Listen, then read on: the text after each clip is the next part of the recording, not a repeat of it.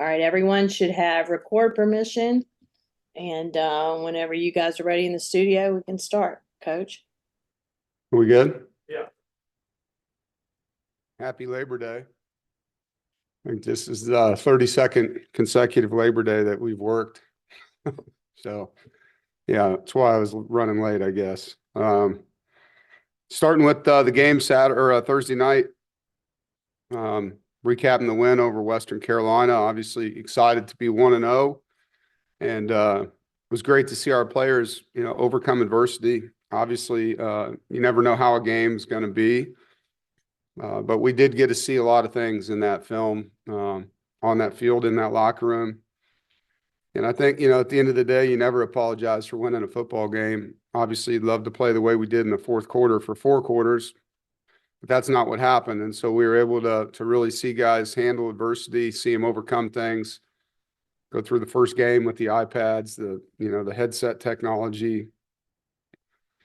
I loved how we finished, 21-0 in the fourth quarter. We had 22 players play for their first time in a Wolfpack uniform that didn't play for us a year ago. 8 new starters on defense took the field in that game. And so there was a lot of first-time things that I know we'll improve from, and a lot of good film to watch. Really valuable for us as players and coaches, and look forward to that opportunity. We were on the field last night, had a really good focused practice. It was great to be home and see the fans. 14 straight consecutive sellout in the stadium, and they were awesome. Lightning delay didn't impact anything, and so thank you for that. I was coming out of the tunnel and saw the students. I guess they held them out for a while, and when they let them in, I mean, it was like a waterfall of people coming down just with excitement. And so it's awesome to have that kind of fanfare. So thank you for that, for your support, for the noise. It was great to have DJ Burns back, getting the crowd going early. So just a really good game day environment. And so, the game ops people did a great job. On the game itself, offensively, from a positive standpoint, I thought we caught the football really well and ran with the ball well after the catch. There was a lot of explosive plays in that football game, and that was really, when your turnover margins are the same, the explosive plays are the biggest piece in the scoreboard. Our guys did a really good job making things happen after they caught the football. The time of possession, anytime you play an up-tempo offense like Western is, and our next opponent, time of possession is a factor, and keeping their offense on the sideline. We were able to extend drives. We didn't hurt ourselves with drops and penalties. We had no pre-snap penalties. Obviously, KC had an electric game, did a tremendous job creating explosive plays, doing things with his feet after the catch. I thought Justin Jolie really played well in that football game, did some really good things. I think him and Grayson have a good chemistry right now. As far as Grayson goes, obviously you never want to see an interception.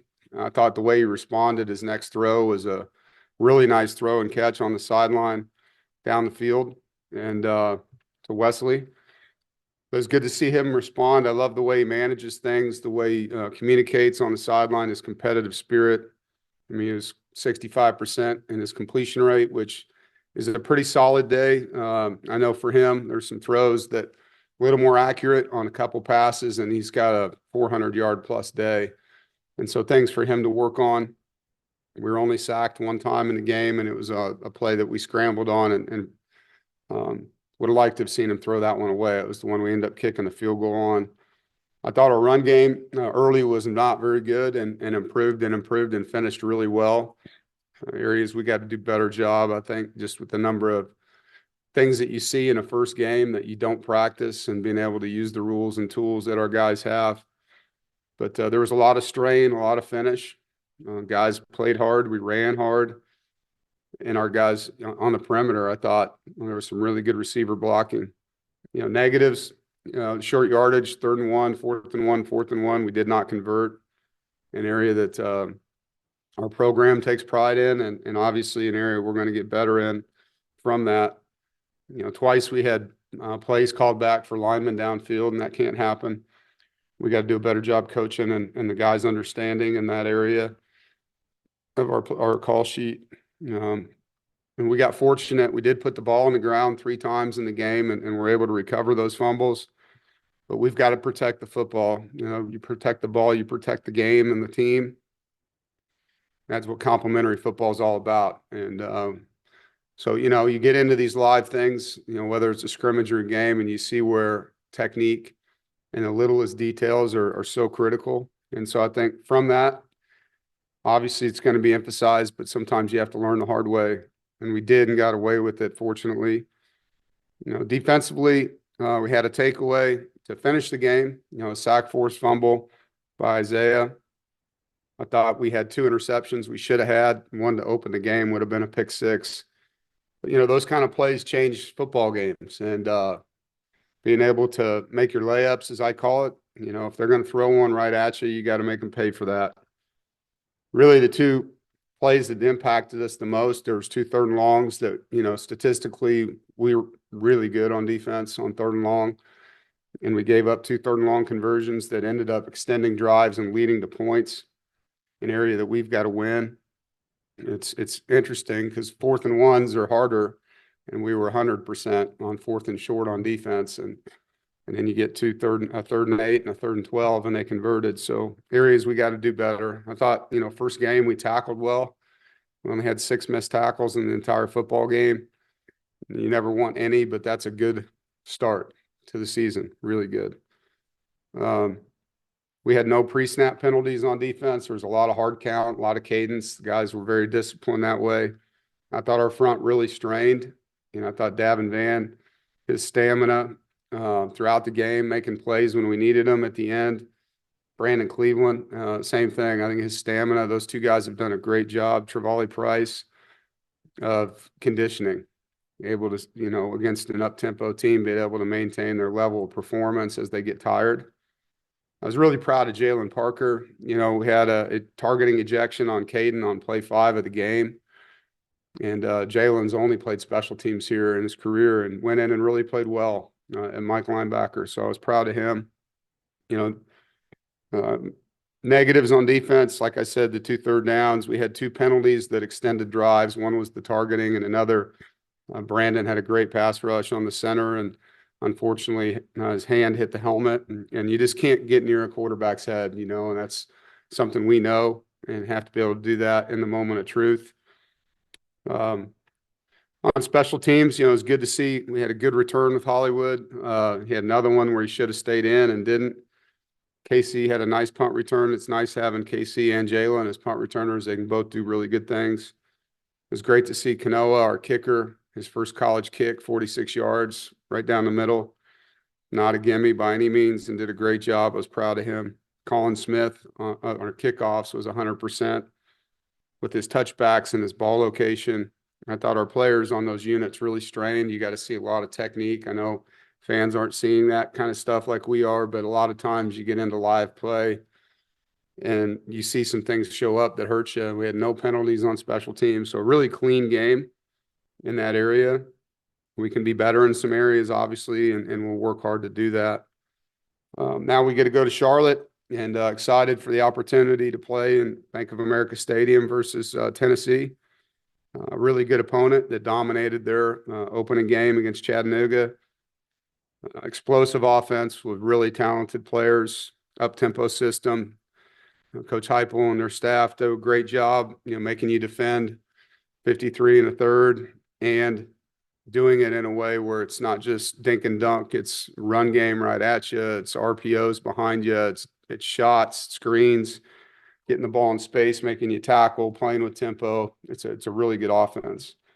And they're committed to running the football. They were 9th in college football last year in rushing. Defensively, have probably the best defensive front will play when you look at the depth and talent that they have on their defensive line. Not that we won't see other talented D-lines, we will, but with their depth, it's a strength of theirs, in my opinion. As you look at all the pieces that are on the field and the skill and, you know, the names and things like that, the front's where it's going to be at. You know, it's going to be a trench game to win it. I think defensively, there's so many things you have to do well when you play an offense like this, but tackling is going to be the premium. You know, they're going to complete balls, they're going to throw hitches, they're going to throw screens, the underneath stuff. We got to do a great job limiting yards after catches and tackling their backs. Obviously, defending deep balls and all that goes into it, but you can't let a 5-yard gain turn into a 10-yard gain. You know, you can't let a 0-yard pass turn into an efficient play. We've got to tackle really well in this football game. There's no doubt it's going to be a great environment in Charlotte. I think Danny Morrison and his team at the Belk Mayo Classic do a tremendous job with the premium fan experience. I'm excited for both fan bases. It's going to be a really passionate group on both sides and a fun game to be a part of it. You know, their quarterback, man, is he talented. He's fun to watch. His first college start in their bowl game. He rushed for 3 touchdowns. Saturday, he was completing every ball, throwing accurate, on time, shows touch, shows arm strength, shows mobility. His running backs run really hard. They protect well. He's got a veteran O-line and a deep, fast receiver group that has a lot of different varieties in it. So it's a great challenge, a great opportunity that way. Excited, you know, about the game, the test, the opportunity to play a team like Tennessee, to top 25 teams. And I know we'll have a great week of preparation and look forward to the matchup. You know, there's been a lot of talk about this game going back to when we scheduled it. And I've known Josh Heupel a long time. And I have a lot of respect for him, you know, as a coach, as a player when he was a player. But I've known him since, you know, I was at Kansas. Our head coach there was his offensive coordinator at Oklahoma. One of my best friends in the business, Seth Luttrell, and him were teammates. I've known Josh a long time. I think a lot of them. I'm excited to compete against him. You know, these are great games. You know, as a coach, you're tested. It's, you know, your staff against their staff. You got good players on both sides. It's a game that's obviously played in our state against a team whose, you know, state line touches ours. So there's a lot to play for in a game like this, and that's what it's all about. You know, I'm excited for the opportunity, you know, and to win games like this, there's a lot of noise, and that's not what it's about. You know, it's about executing. It's about fundamentals. It's about doing the right things in the game plan. It's about your mental preparation. It's about your emotional control. You know, as coaches, getting these guys the best opportunity to play as fast as they can, as hard as they can, longer than the other team. And so it's going to be a fun one. I'm really looking forward to the week and get going. Any questions? Reminder to use the raise hand emoji if you have a question. Corey Smith. Dave, obviously, I'm sure you would have preferred to have a more dominant win on Thursday night. But how good is it to have, you know, something to look back on and say, here's the positive, here's the negatives, and be able to kind of be a wake up call for the team going into a big week like this? Yeah, you know, I think obviously you want to win. That's the bottom line. And we came out of that game healthy. We were able to really test our guys. We didn't know it would be a test like that. You just don't know when you get into games like that what you're going to see. And obviously some of what we saw is on us. You know, we didn't execute well enough. But what we were able to do was see how our guys handle adversity. So we are tested, and when you have as many new players as we do, new leaders, you know, 2 of our captains weren't even on our team last year. So you can't test that in a scrimmage. You know, you have to get into games and be in the fire per se. And so I feel great about the fact that we were able to test our roster in a game, win the game, finish really well, and come out healthy. Not happy at all about, you know, some of the things we didn't do well.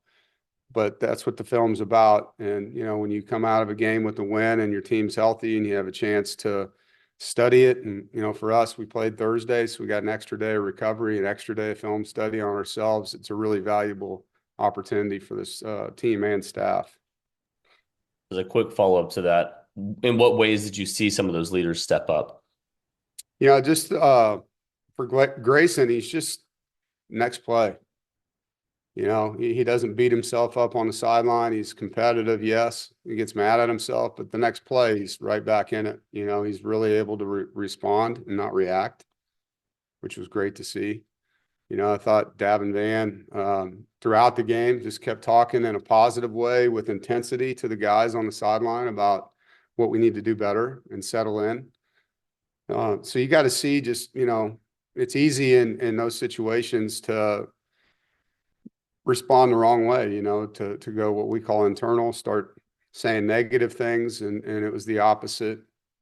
And the guys that needed to step up and make plays did. You know, I mean, Jordan Waters will tell you he was mad at himself that he fumbled, and he, you know, there was a lot going on in his head, and look at how he responded. You know, he used that energy to play better in the second half. It was great to see how he finished runs in the second half.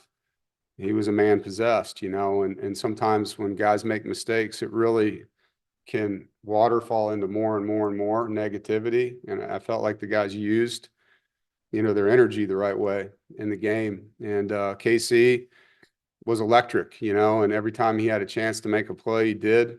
And so, you know, when the guys you're leaning on can make plays, Davin with a sack, TFL on a third down, you know, those are the guys that you count on. And it was great to see that. Thank you. Jaden? Dave, we talked about, you know, the iPads and the in-helmet communications, but what about the 2-minute timeout? How did that end up working or impacting the game on Thursday? Yeah, I think I've said this, you know, we spent a lot of time going back to February as a staff, each of us calling different NFL coaches, going on NFL trips, visiting with NFL staffs, looking at their time charts. And so we were very involved in decision-making around the 2 minutes in both halves and what we should or shouldn't do. And also what we think the other sideline is going to do. And in some cases they did, in some cases they didn't. But it's an extra timeout that obviously is going to come at a certain time, no matter what. And it allows you to do certain things. So there was a lot of thought around it. I felt very prepared. I know our staff felt very prepared, our players, but it is new and it is different. And it does allow you to use a timeout potentially a different way, knowing that you have another one in the bag later. But you felt like the outcomes after those timeouts, you thought they were good? Yeah, I thought they were really good. Noah? Hey, Coach, you talked about the running game in the first half, and it obviously wasn't up to your expectations. What kind of led to the struggles, I guess, and what was the difference, you know, especially in the fourth quarter, being able to get going? You know, it's one thing each play, you know, offense, defense, special teams is 11-man football. And that's the thing when 10 guys do something well and one doesn't, it's usually that one that creates the problem on the play. And if you go through the plays where we weren't what we call efficient, it was one guy, you know, and one guy not getting his first foot in the ground the right direction. And so the guy beats him across his face, you know, or it's one guy leveraging a block the wrong way. It's running back maybe being a little too quick on his path and not letting the block set up. And there's always one thing, you know, and I just thought we started playing 11-man football better as the game went on, you know, and that's the biggest thing. And it doesn't matter what side of the ball you're looking at when it comes to mistakes or not performing well. It's usually not a defense or an offense. It's usually a player within that needs to play it along with the other guys. It's, you know, that's what makes football so interesting because it takes 11 guys in unison to have success. It really does. And we learned a lot in that game. You know, like I said, I think the first game and really the first 2 or 3, sometimes you're chasing because sometimes you're playing a new staff and you don't have a lot of film to study. And so a lot of things you prepare for, you're not using or going up against in the game. And so we were caught off guard, I felt like a couple times with some things they were doing up front that they hadn't put on film. And that's good by them and bad by us. And we got to do a better job preparing for the unknown. And then kind of going off that as a follow-up, you talk about playing a lot of new faces. How big is the jump between week 1 and week 2 when you're playing with a roster, you know, with this many new guys on it? It can be big. You know, I think that's a common said thing that, you know, the biggest improvement you have is game 1 to game 2. I don't really believe that. I think you can have a huge improvement in every game if the roster takes what we call their one mores personally. You know, what did you just put on tape that you have to correct by the end of the next week? And can you do that? Can 11 guys each have one thing better in their game? And when you take that to heart and all of a sudden you have an 11% improvement, per player, there's a big jump. And you saw that for us in the middle of the season last year. It didn't happen in week 1 or week 2. Obviously, we're playing against a way different opponent this week. The skill level, the scheme, their success, their all those things. And so naturally, you think you got to get 100 times better. You don't. You need to play 11-man football. And we need to do that how many plays in a row? Can we play together and improve 1% every player on the field in a certain area, fundamentals, technique, focus, whatever that thing may be, eye discipline. Each player's got an area of his game that he knows coming out of our grading session with them. This is an area I got to fix, because we know, just like our opponent knows, what we put on film. And so game plans are always built around, what you see schematically and what you see personnel wise. And as a player, you need to, protect the roster, protect the game plan by doing your part, to make that game plan fail by improving in those areas. We have to do that with scheme and tendencies, but players have to do that with fundamentals, technique, and effort. Murph? Thanks, Dave. Two kind of related questions. One, and I know every game is televised these days, but is it special to be on ABC in that primetime slot? Do you feel it? Does it feel any different as a coach, as a team? And then relatedly, you've talked about that you kind of laid out the playoff scenario to your team before the season, what it would take to make it where you need to be. Do you talk about that at all during the season, or is that put away now and you just go out and play? Yeah, I think first of all, to your first question, yeah, it's great exposure for the program. Anytime you're on the nationally televised game, that's really good, not just for NC State football, for NC State as a university, for our athletic department, for our state, for our fan base, for our alums. All of that matters, the more you're exposed that way, the better for the program. But that doesn't play into anything that we're talking about with the guys. To play well, regardless of how you're televised, it's going to come down to the process of preparation and practice habits and recovery, sleep, nutrition, hydration. All these things are going to turn into the score at the end of the game. And so that's where we spend our time. As far as the rankings and all that, that was all preseason, January, February. Our guys know, and they know right now it's a one game at a time process, one game at a time. No seasons are determined in week 1, week 2. This thing's going to go all the way through November. It's going to get blown out of proportion by you guys because that's your jobs. And, people are quitting on certain teams already. And it's a long season. There's a lot that's going to happen. We went from 4-3 to 9-3 last year, kind of forgotten to popular. And, so a lot can happen in the course of a season. But every game on your schedule is a game that you want to win. And every game on your schedule is a game that's meaningful, and this one's no different. Ethan? Coach, you mentioned Tennessee's talented defensive front, and it's going to give Anthony Belton a good chance to go up against some talented edge rushers. What have you seen from him in week 1 and the preseason that just makes you confident in that matchup? Yeah, I'm excited for AB. Excited for Curious Peak. All of our linemen have great one-on-one matchups. This week it's going to be a really competitive box. There's no doubt about it. And AB's ready for the opportunity. I know all these guys are excited to play against good players. And it's going to be fun. It's going to be fun to watch. You know how much I like watching the line of scrimmage. This game's going to be won and lost in that box. There's no doubt about it. And so those guys are excited about playing against them, and I'm sure they feel the same way. You got to play in that box every snap with great technique, great strain. You've got to be fluid with the guys you're playing next to, and communication's got to be really good. And there's just got to be an elite level of technique and strain that's happening, because you can against any good pass rusher, and we'll see others this year. You can't be off. You've got to really do a good job with your fundamentals and your technique, and knowing if you're to the slide, away from the slide, if you got people helping you in protection, if you're alone. But those guys will be ready. Thanks. James? Yeah, Dave, you mentioned Justin Jolie already, his performance. I know the numbers catching the ball really pop, but just evaluate him as a blocker in week one. Yeah, I mean, he's straining on the perimeter. He's working hard. Obviously, you're never going to say a guy's a polished player all the way. There's things he needs to do better, displacing guys. But Justin's playing at a high level. He's playing fast. He's playing with confidence. I hated to see his touchdown come off the board because that was a great play design. And yeah, I'm excited about Justin, and I'm proud of him. He's worked really hard. It's funny, we were watching UConn against Tennessee because they played him last year, and he was in the film.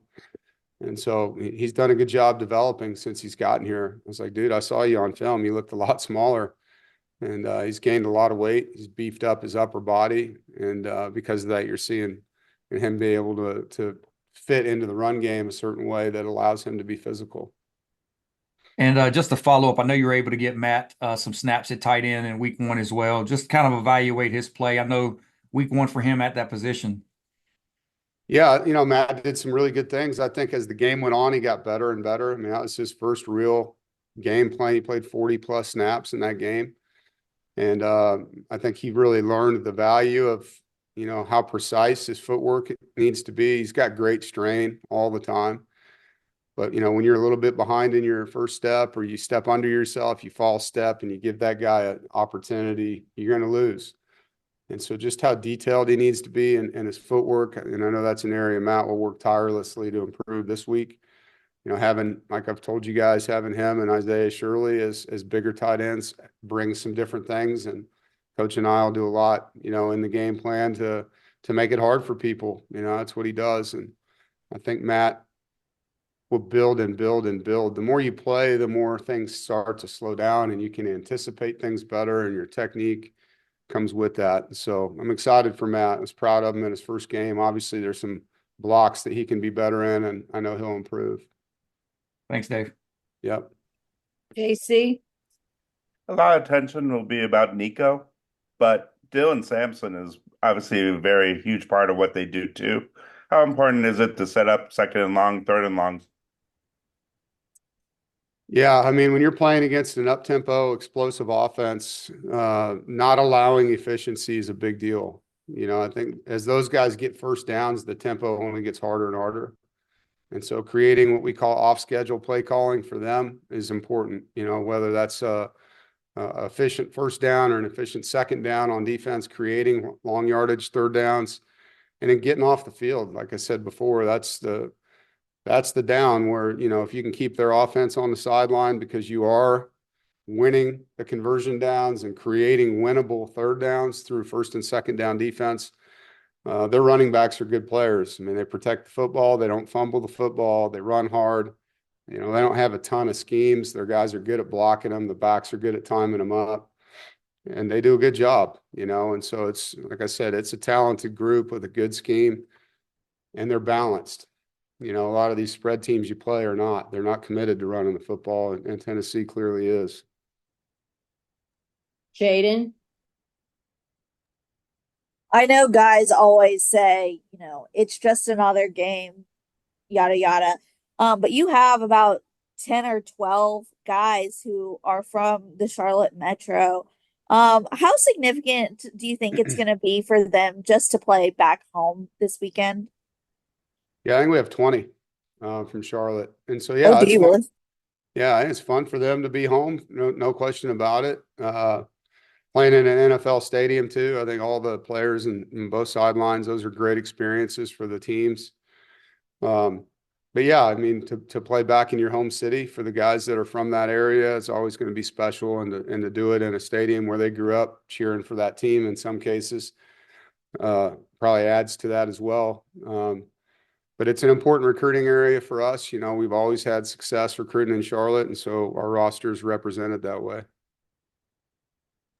Rob? Yeah, I have a two-parter, sir. First, in regards to NC State, I know obviously everybody was marveling at Concepcion, but the other guys, Justin, Noah, Jordan in the fourth quarter, your other running backs in the first three quarters, do you feel like the pieces are sort of there for a multifaceted offense? I do, yeah. I thought, Noah, and Wesley did a nice job catching the football. Terrell Anderson came in, made a nice catch on the sideline. Keenan Jackson was open on a post. That was one of the plays we missed on a completion. And so we have a good rotation there. Dakari Collins, obviously, is a guy that can go, make plays on the perimeter and is a really good blocker. And then there's a rotation in the backfield. I thought Kendrick ran the ball really hard. Hollywood had a couple explosive runs. And so there is depth and a rotation that allows for guys to stay fresh. It's definitely not going to be an offense that can only go through one player. You see that with Jolie. I mean, he would have had over 100 yards without the penalty and a touchdown. The outside guys, were catching the ball down the field. And that's what we wanted. We wanted to be a lot harder to zero in on, from a personnel standpoint. We knew we had a special player in KC, and to put pieces around him, where if the feature of the defense is being heavy in the slot, you've got some weapons elsewhere for the quarterback and a rotation, so that if somebody's, tired and goes out of the game, the next guy ends productive. And so that was a big emphasis in our recruiting, and the guys did a nice job bringing in some talent. Western Carolina is a really good team. Tennessee, obviously, this will be a leap in terms of athleticism and such. Do you see value in this game from a national perspective, not only from a national perspective, but also, say, 2 weeks later, you have a game down in Death Valley? Does this game give you value down the road as well? Of course. Yeah. I mean, this is one of the most talented, if not the most talented rosters we'll face, and in the regular season for sure. And so there's value in that, your players going up against elite guys on their sideline. There will be crowd noise. I know it's a sold out game and both teams have sold their allotments. And so you're going to have some noise, and obviously Death Valley is going to be a loud place to play. So it's a great game from the standpoint of getting us ready for the ACC and being on the road and crowd noise against Clemson in week 4.